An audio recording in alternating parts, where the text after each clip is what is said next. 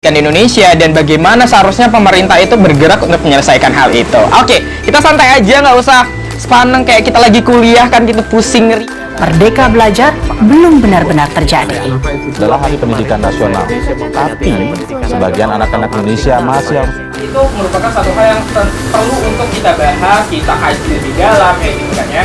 Nah, kalau menurut Sobat NSI gimana keadaan? Aku sih sebenarnya masalah ini tuh kayak selalu dibahas ya, dari masyarakat sendiri, pemerintah itu masih aja dibahas tapi nggak menemukan solusi yang pas gitu.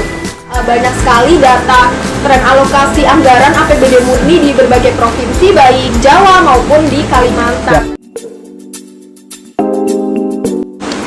Halo Sobat NSI, apa kabar semuanya? Semoga teman-teman NSI dalam keadaan selalu sehat dan happy as always ya. Walaupun kita masih dalam masa pandemi, tapi pastinya teman-teman NSI harus selalu happy kyo gitu kalau bilang ya. Oke, nah jadi mungkin kenapa setupnya berbeda gitu kan ya. Apa sih sebenarnya NSI ini episode pertama FYI. Jadi NSI itu adalah ngobrol santai di cafe. Nah jadi kita bakalan hari ini bakalan diskusi dan juga bahas tentang isu yang pastinya menarik dan juga perlu kita perbincangkan kayak gitu ya Sobat NSI. Nah, jadi hari ini itu kita bakalan ada di episode Education for Indonesia or Education in Indonesia. Jadi kita tuh pengen tahu keadaan pendidikan di Indonesia tuh seperti apa sih sebenarnya kayak gitu. Apakah ada permasalahan di pendidikan di Indonesia dan bagaimana seharusnya pemerintah itu bergerak untuk menyelesaikan hal itu. Oke, kita santai aja, nggak usah sepaneng kayak kita lagi kuliah kan gitu pusing ria gitu. Kita akan santai aja ngobrolinnya. So, tapi sebelum Sobat NSI kita bakalan berdiskusi lebih lanjut, kita bakalan saksiin dulu sebuah cuplikan video tentang keadaan pendidikan di Indonesia. Check it out this video. Masih di bawah rata-rata. Apalah artinya bonus demografi jika tidak berkualitas? Hasil sensus penduduk pada 2020 menunjukkan lebih dari 70% penduduk Indonesia berusia produktif. Hasil tes PISA. Sebelum pandemi, Indonesia masih berkutat dengan kualitas pendidikan. Pandemi makin menyadarkan kita kesenjangan masih sangat besar dalam sektor pendidikan. 75 tahun Indonesia merdeka.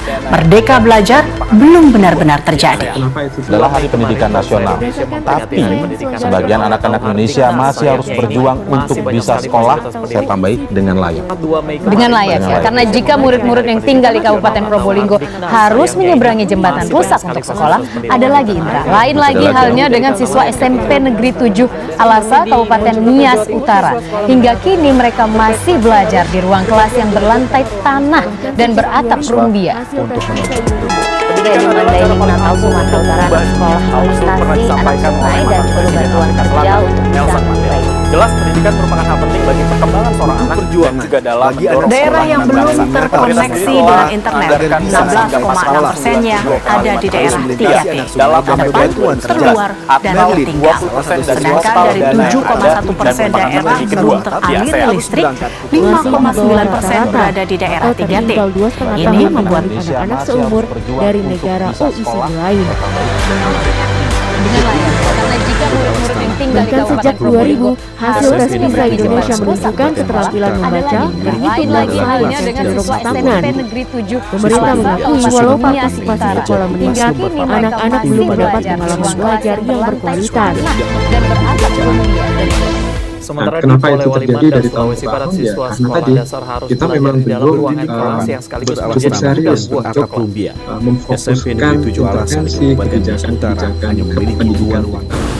Oke, balik lagi ya Sobat NSI ke podcast kita gitu ya. Nah tadi udah teman-teman NSI saksikan ya cuplikan tentang keadaan pendidikan di Indonesia. Ternyata banyak banget permasalahan pendidikan di Indonesia dan juga kita nggak menyangka bahwa pemberitaan hal-hal seperti itu kadang disampingkan kayak gitu.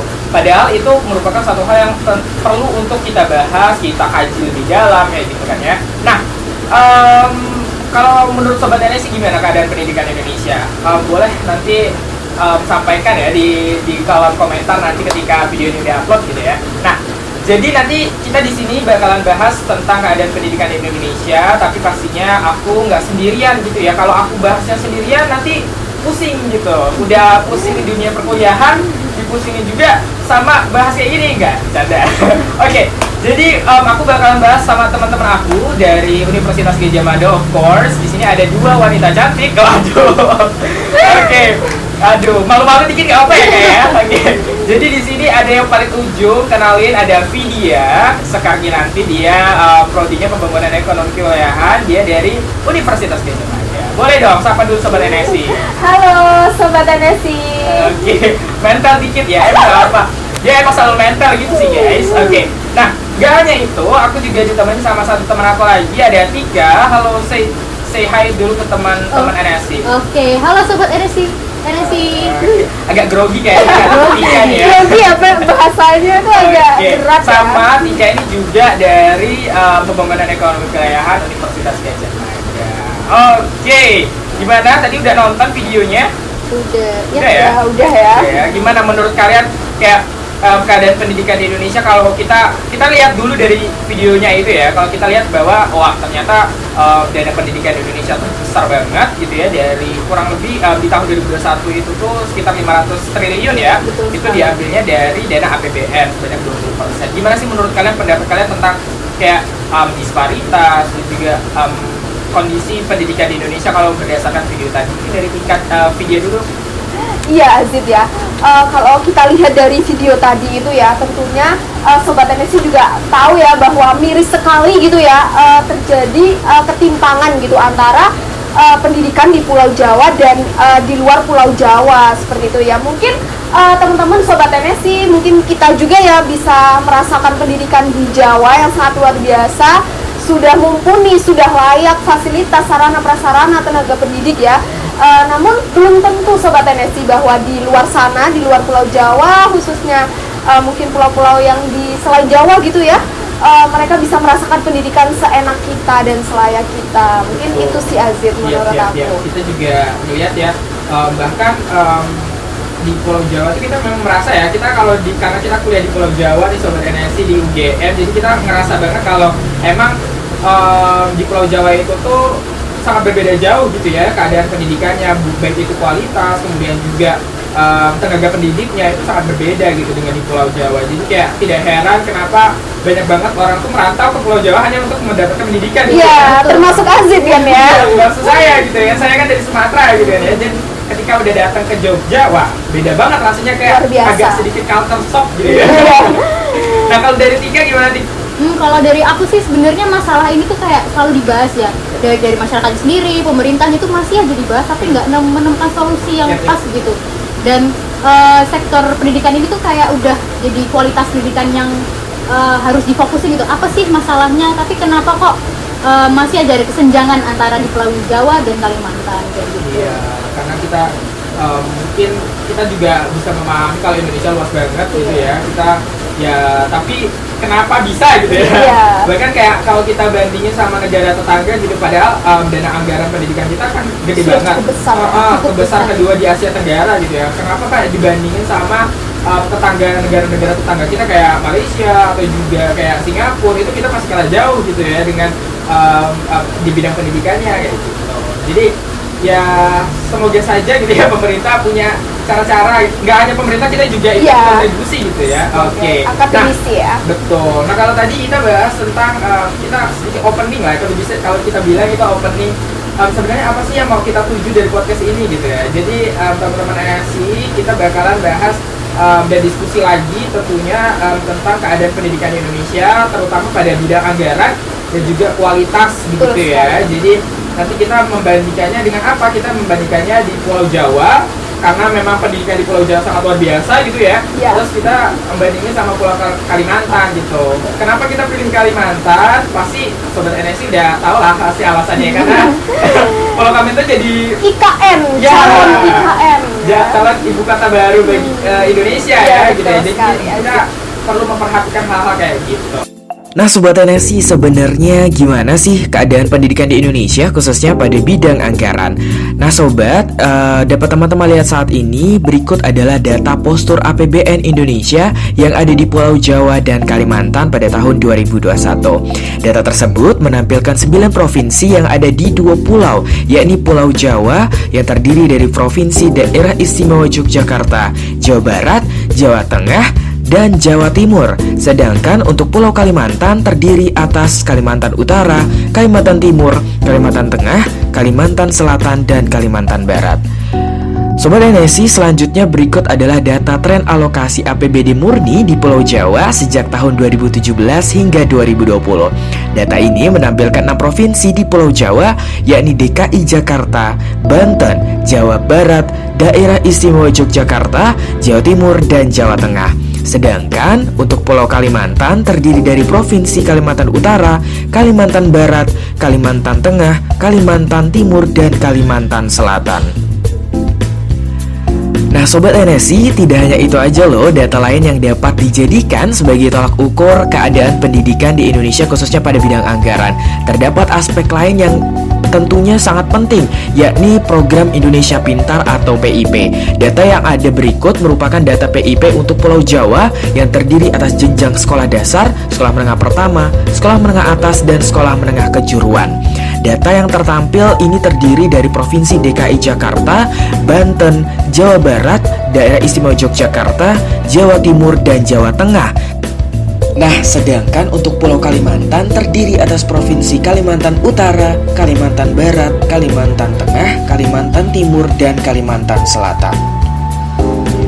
Sobat NSI udah lihat ya tadi terkait dengan data anggaran pendidikan yang ada di Indonesia, banyak banget datanya sampai aduh pusing banget lihatnya kayak gitu ya. Jadi kayak mungkin teman-teman NSI merasa bingung kalau ngelihat data sebanyak itu, dan juga ini data apa sih sebenarnya, ini data apa sih sebenarnya kayak gitu ya. Jadi Sobat NSI, data-data tadi itu tuh sebenarnya hanya ada 3 data, jadi fokusnya ada 3 fokus cuma. Jadi yang pertama itu ada postur anggaran APBN di Pulau Jawa dan juga Pulau Kalimantan. Lalu ada data tentang tren alokasi anggaran APBD murni. Terus juga tadi ada data tentang program Indonesia Pintar atau PIP. Nah, mungkin kita bahas sedikit gitu ya. Kita bahas singgung-singgung sedikit gitu ya tentang data-data yang tadi. Sebenarnya kenapa sih itu datanya, untuk apa sih itu? Jadi mungkin kita mulai dari postur anggaran dulu. Jadi ya, mungkin kalau dari menurut Tika gimana ya, kalau lihat datanya yang ruwet banget gitu, pusing gitu ya.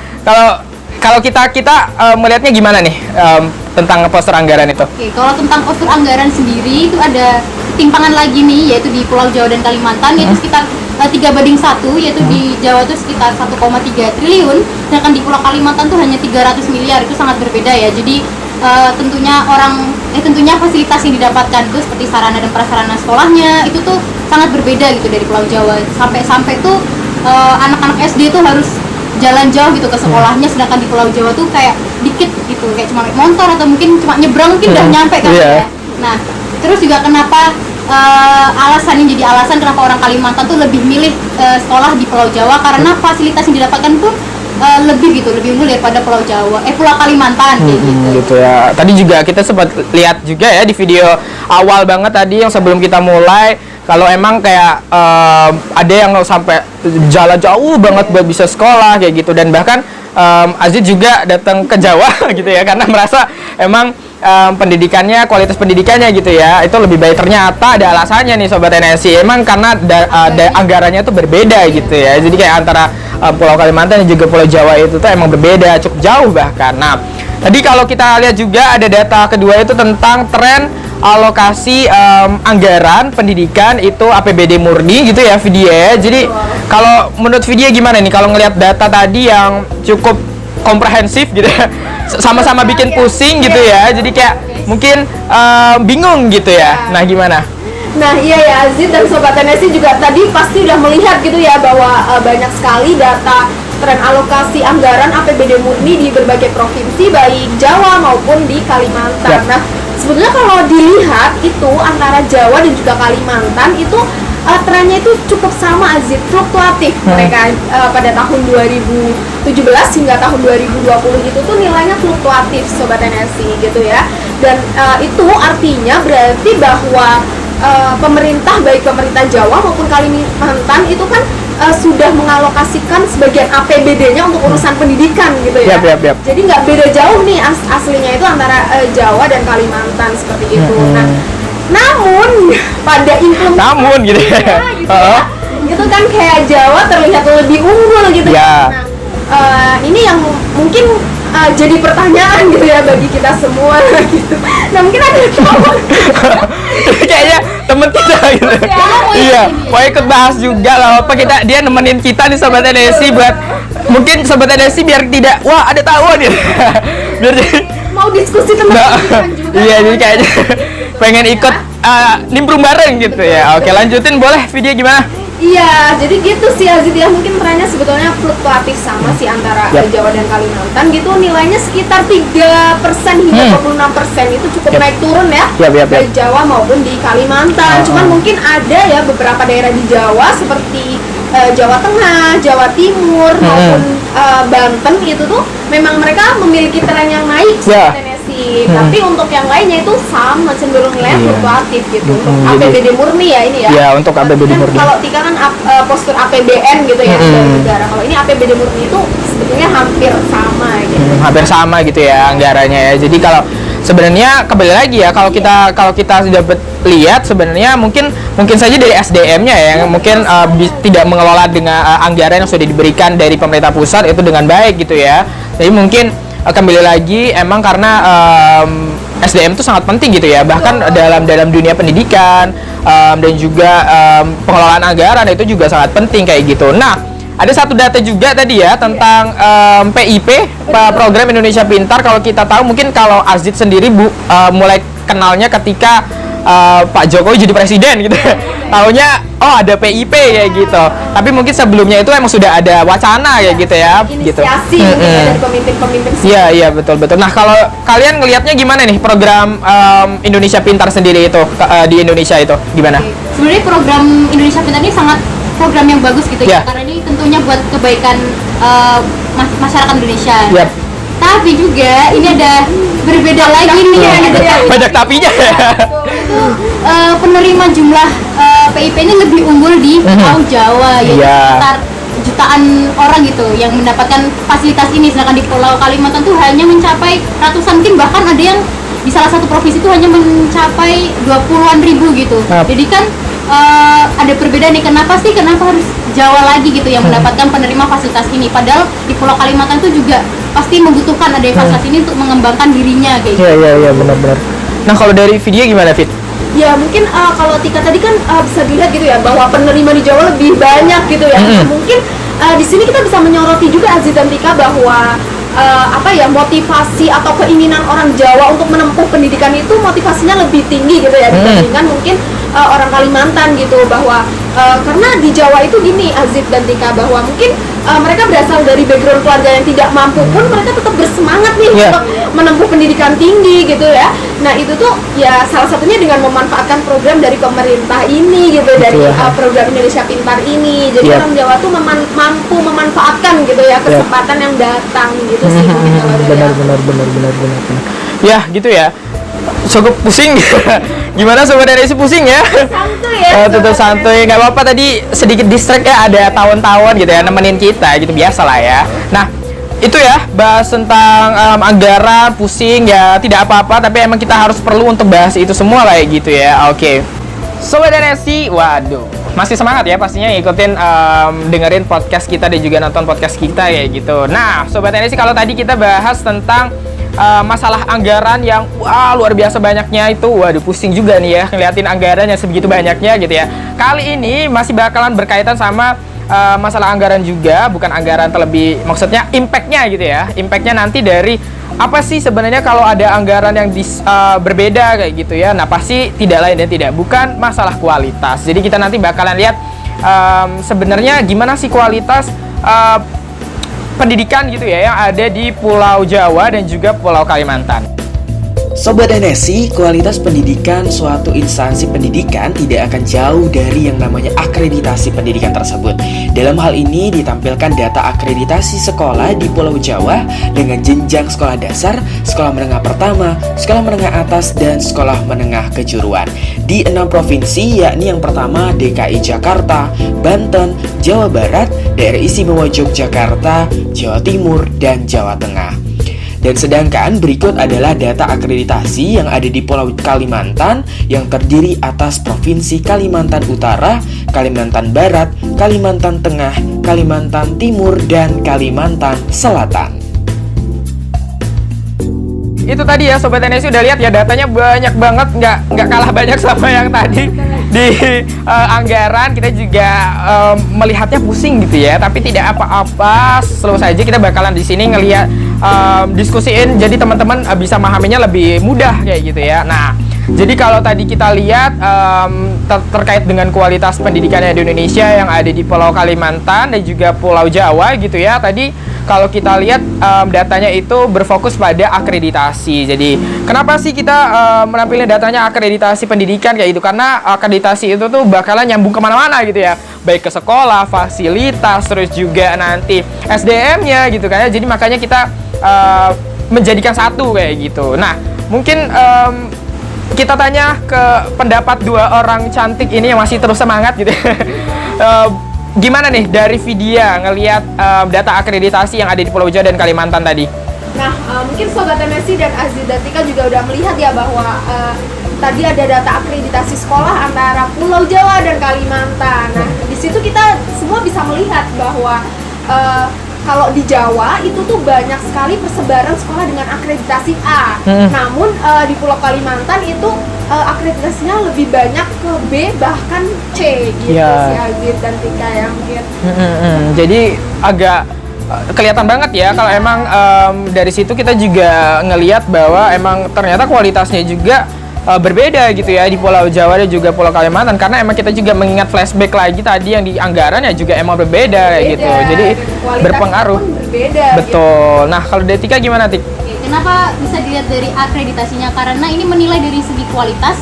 Jadi itu menurut Peraturan Menteri Nasional Pendidikan Nasional nomor 52 tahun 2008, akreditasi itu menilai dari segi sarana dan prasarana, terus juga menilai dari segi pembiayaan, terus terhadap pendidikannya. Nah, itu nanti tentu mempengaruhi hasil output siswanya kayak gitu. Jadi kenapa akreditasi ini bisa menilai, oh ini kalau misal tadi ya dijelasin juga ya banyak akreditasi A nih, berarti tentu sekolah ini udah bagus ya. Gitu ya. Siswa-siswanya tuh pasti kayak bisa dibilang unggul gitu.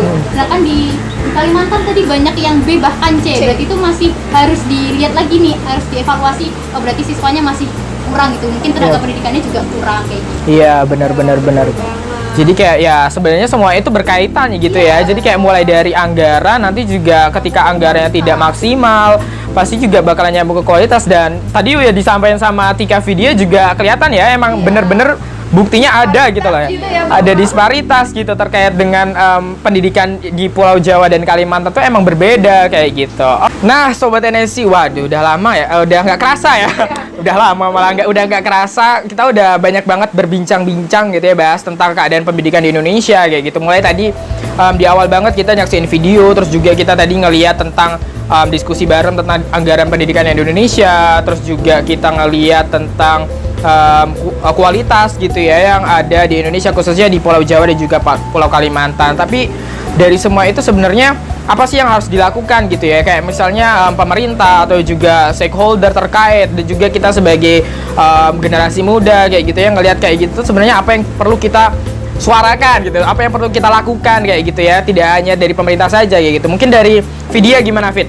Ya, mungkin ya Aziz dan Sobat NSI gitu ya, kalau menurut aku gitu ya, tadi kan bisa dilihat gitu ya bahwa ternyata di Jawa dan Kalimantan itu terjadi ketimpangan gitu ya untuk postur anggaran APBN yang dari pemerintahnya itu pusat. Mungkin tadi disebutkan oleh Tika bahwa di Jawa sekitar 3, terus di Kalimantan itu 1, perbandingannya 3:1 gitu kan, unggul Jawa gitu. Nah, mungkin harapannya ke depan mungkin pemerintah lebih merencanakan anggarannya lebih matang lagi dan memeratakan gitu. Mungkin kalau misal di Jawa 3 ya di Kalimantan 3 juga gitu. Jadi paling tidak sama gitulah ya Azir ya. Dan mungkin kalau sudah sama seperti itu kan nanti mungkin di Kalimantan bisa lebih fokus lagi untuk membangun pendidikannya gitu ya, mungkin dari segi sarana, prasarana, infrastruktur juga kan dan yang lainnya. Gitu. Dengan seperti itu kalau udah sama gitu ya, nanti harapannya bahwa di Jawa maupun Kalimantan orangnya bisa mengakses pendidikan yang layak gitu, sama-sama layak gitu, nggak cuma hanya di Jawa tapi sama gitu, mungkin juga berlaku untuk seluruh Indonesia. Itu sih harapannya. Jadi memeratakan gitu ya, tidak hanya di Pulau Kalimantan saja, tapi harapannya seluruh Indonesia nanti kualitasnya sama kayak di Pulau Jawa gitu ya. Oke. Sama-sama bagus semua. Sama-sama bagus semua ya. Jadi nanti goalsnya pastinya SDM kita juga membaik kayak gitu ya, jadi lebih bagus kayak gitu. Oke, dari Tika gimana Tik? Ya, kalau ada closing statement dari aku ya nih Sobat NST. Jadi itu perlu ada evaluasi kembali nih, baik di pemerintah pusat maupun di daerah. Jadi biar pemerataan infrastruktur Indonesia tuh merata gitu, nggak hanya di Jawa dan Jawa lagi. Karena kebanyakan nih ya di luar Pulau Jawa tuh banyak tenaga pendidiknya tuh kayak harus berjauh-jauh kilometer gitu dan melalui medan ekstrim gitu ya, harus tuh sampai sekolah. Jadi tuh infrastruktur baik fisik maupun non fisik itu juga harus dikuatkan lagi kayak gitu. Terus mungkin ini juga ya kualitas sumber SDM-nya itu terkait tenaga pendidikan, mungkin instansi terkait itu juga perlu ditingkatkan kembali kayak gitu biar merata juga gitu fasilitas pendidikan. Betul. Jadi kembali lagi mulai dari kebijakan, terus juga mungkin harus ada langkah-langkah strategis dan konkret pastinya ya dari pemerintah dan juga tidak hanya pemerintah pusat, pemerintah daerah, masyarakat juga harus ikut dukung gitu ya, bahwa pendidikan tuh bukan masalah yang sepele gitu loh, jadi kayak semua lapisan masyarakat itu tuh juga ikut serta kayak gitu ya. Betul. Oke, gitu ya Sobat NSC. Emang agak berat pembahasan kita, nggak ada habisnya ya. Sebenarnya panjang ini, harusnya 1 jam nggak kelar nih ya harusnya ya. Tapi karena mungkin waktu yang terbatas juga, dan juga kita nanti pastinya perlu harapan ya kayak gitu ya sobat-sobat NSC yang nonton, dan juga kita juga di sini ya, itu bisa memberikan yang terbaik lah buat Indonesia, khususnya pada bidang pendidikan kayak gitu ya. Amin. Oke, thank you so much sobat-sobat NSC sudah nonton kita semua. Thank you buat video udah nyempetin waktunya. Thank you juga Tika udah nyempetin waktunya buat kita diskusi bareng. Dan sedikit rekomendasi, ini tempatnya oke banget sih guys. Sejuk ya, ada suara air. Ini Omah Minggir ya, kalau teman-teman cari aja Omah Minggir, nanti datang ke sini. Oke, itu ya sobat-sobat NSC.